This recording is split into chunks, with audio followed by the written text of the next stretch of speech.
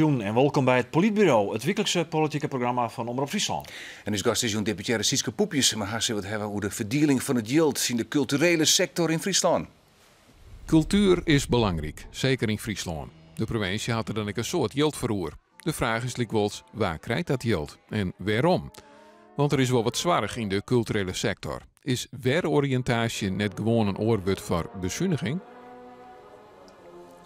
Welkom, Sietske Poepjes. Dankjewel. Weroriëntatie, dat is het woord. Het geld gaat nou historisch bepaald eigenlijk altijd de verste groepen, instellingen. Waarom wil je dat eigenlijk? Omdat het al een heel skoft hetzelfde is in Friesland.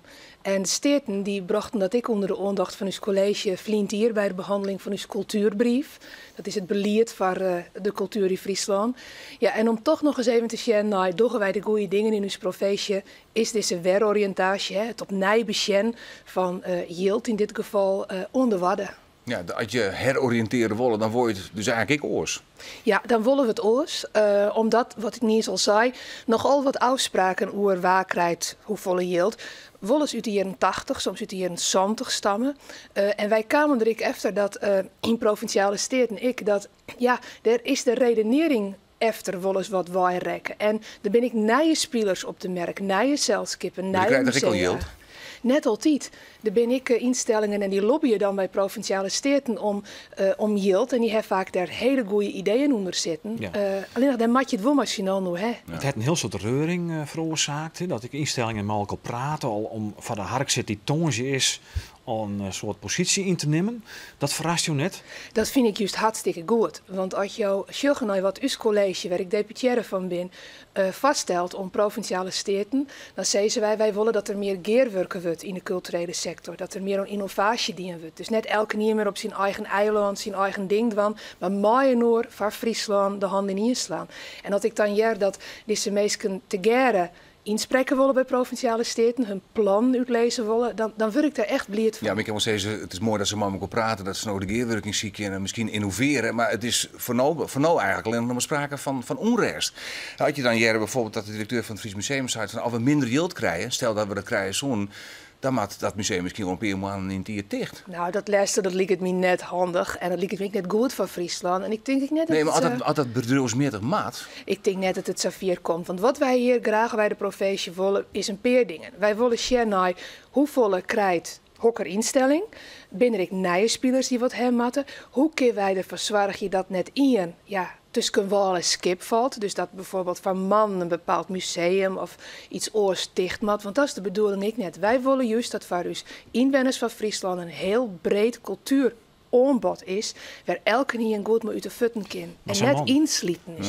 Zijn directeur van het Fries Museum zou dat natuurlijk net van neer. Nee. Die zitten al sinds maar financieel onderronden. Dat kan net vol meer ouw. Ik begreep heel goed dat mensen denken, vooral in de culturele sector, nou van hoe komt dit nou? Wat is hier ondergaan? Liet ik heel duidelijk wijzen, en dat hebben wij ook om provinciale steden skreun. Dit is geen bezuiniging. Wat wij besteden als provincie Friesland bloot gelijk. Rond maar 2020. Precies, maar ja, wij kunnen als college ik net over uw eigen collegiale graaf regeren. Ik bedoel, ik zit hier ik net nog 20 jaar deputaire te wijzen. Wij zorgen dat er net bezuinigen wordt op het cultuurgeld, wat we ons nou daar vaststelt, maar wij moeten zien hoe we het herverdeeld. En dat spannend is, dat begreep ik heel goed. Ja, maar het zult toch betekenen dat sommige instellingen minder krijgen zullen. Als er nieuwe spelers komen die ik wat hebben willen, dan gaat het ten koste van die spelers die dit al krijgen. Dat zou kennen, dat heb ik met de steden bepraat. En om nou de goede beslissingen der nemen te kennen, van waar krijgt nou wat, want dat is een volg van het college, maar wij van provinciale steden, dus bij de gemeente van de provincie neem ik dat altijd, weten, waar wil wij op uitkomen? Hoe wil je dat Friesland er over een decennium uitschut? Ja. De steden moeten daar letter in deze man over besluiten. Je hebt het heel tijd over nieuwe spelers. Wat zou een nieuwe speler wijzen kennen? Je hebt loftspullen. Ja, daar kun je dan aan Fabra. denken. Nieuwe musea die net op de provinciale payroll ontnauwd staan. Dat zijn dus mensen die of alles kofkie in Friesland het werk binnen, maar nog net een subsidierelatie met u zien, of echt een nieuwe spelers. En het mooie is dat nou het culturele haatstad echt een mannen van uw aanstad. Het is haast 2018 en er zo volle dynamiek is, maar mensen die nieuwe dingen bedenken, is dat we dus wat te kiezen hebben. Ja, dan denk je, dan scrotch ik het zaakje even op een maand voor het culturele haatstad. Want daar komt het eigenlijk op del. Nou, dat denk ik net. elk Nou, het ogenblik... gebeurt wel. Hè? De opscore is er. En Iedereen is in een hobbel. Ja, maar opscore heb je altijd hoe dit Maar onderwerp... is dat verstandig om dat zo vlak voor het culturele jubeljaar uit te vieren? Dat denk ik wel. Want Waarom is dat het handig? echte uitvieren van die besluiten, dus net erop praten van hoe willen we dat Friesland eruit zit, maar het echte besluiten nemen over Savolle Yield krijgt die en krijgt die, dat vindt pas over de skofkeplak. Wij moeten nou eerst met provinciale steden praten over hoe wil je dat Friesland eruit komt te zien. Ja, dus de piketpijltjes die worden nou aangeslaan. Klopt. We hebben cultuurnota lezen, 2017, 2020. Oppositiepartijen, Liekers GroenLinks, Partij van de Arbeid, ik D66, die zeggen eigenlijk van, het is te onduidelijk. We missen ik visie van de deputaire. Nou, dat ben ik net mooi ze eens, want er zitten 3 alternatieven in dat provinciale stik verworden. De scenario's. Ja, de scenario's. Je kan kiezen voor meer geerwerkje maken hoor, op een oren manier, dus net meer op je eigen eilandje. Goeie dingen voor je burgers van Friesland van. Je kan kiezen voor een meer economisch scenario, dat we erop focussen van wat smiedt het dus op in de kassa, in de ponkjes is maar. Ja, en we hebben een scenario dat we meer sjoggen naar leegdrompelig hiet. En dit is even heel zwart-wit verworden nou, hè? Dus dat lietsere initiatieven ik stiepen Maar bij krijgen. Grutte Lijn, hè? Je zegt net van, ik wil dat Iep Loftspul een plak krijgt, of orenvoorbeelden. klopt. Dat is wel een Grutte Lijn. Maar dat is ik hoe je mooi oer beliert praten met de steden. Als wij het bijvoorbeeld over een heel onderwerp van mijn portefeuille, infrastructuur, dan hebben wij het net, als wij het door de visie van het verkeer in Friesland direct al over dieken en mini-rotondes. Nee, dan hebben we het over hoe wil wij dat Friesland zich verviert. Dus eerst op haatlijn, zodat letter kunnen we de details zien. Ja. Dan valt me één ding op, en dat is dat heel dat het begrip maatschappelijke relevantie neemt. Het mat wat budgetten voor de maatschappij. En nou is maatschappelijke relevantie natuurlijk nog maar een containerbegrip. Ja. Maar wat bedoel je er eigenlijk mee? Dat de inwoner van Friesland en dus gasten in Friesland, die naar culturele vaststellingen bijvoorbeeld gaan, dat die er wat aan hebben. Maar dat is nodig, ik al zei, dat is dan net iets nijs, ik maar zeggen. Nou, dat het verschillende gezichten. Want vroeger was het toch van, als het kwalitatief maar in Wadden wie, als het maar een recensie in de Volkskranten bewijzen van spreken kreeg, dan wie het in Wadden. Maar de maatschappij is wel verloren. Wij Je wil een willen beetje van het elitaire van cultuur ouw.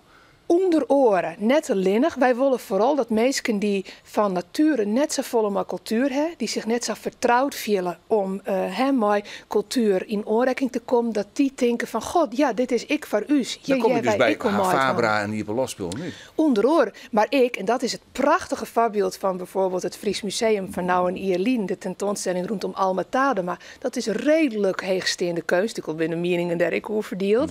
Maar dat we zo inrichten, en daar maakte de directeur van het museum een groot compliment van Jan, dat mensen die zich daar wat minder vertrouwd mee voelden, dachten, goh, dit is hartstikke mooi, dit voelt goed. Het museum is net eng.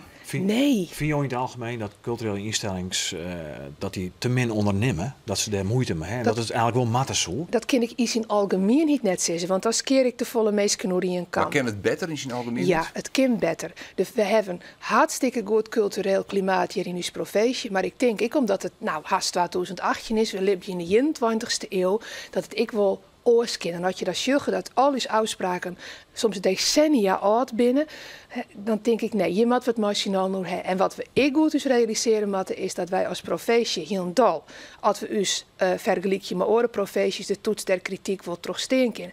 Wij hebben vriend hier 34 miljoen investeerd. Dat weer het heegste bedrag, maar ik per inwoner van Nederland. De Ranestad komt er net eens bij in de buurt. De tweede wie Drenthe, die zit op 34 miljoen. Wij investeren, maar een bult leeft in onze cultuur, maar het moet wel op het goede plak komen. Tongens is de hark zit, letter deze mannen, ik geloof de 20ste, dan nemen de steden een besluitje roer over hoe dat cultureel geld verdeeld wordt. Laten wij eens even zien naar hoe dus cartoonist Herco van Beek, naar Sietske Poepjes, de deputaire, en de verdeling van het cultuurgeld zucht.